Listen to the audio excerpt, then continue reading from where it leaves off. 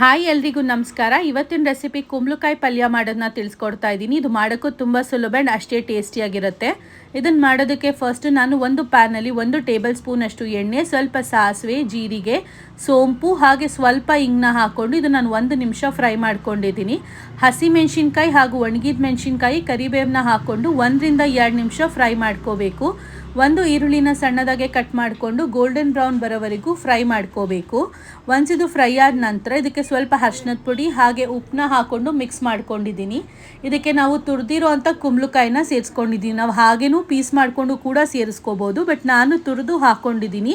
ಇದನ್ನ ಚೆನ್ನಾಗಿ ಮಿಕ್ಸ್ ಆದ ನಂತರ ಇದಕ್ಕೆ ನಾನು ಸ್ವಲ್ಪ ನೀರನ್ನ ಚುಂಬಿಸ್ಕೊಂಡಿದ್ದೀನಿ ಬೇಯೋದಕ್ಕೆ.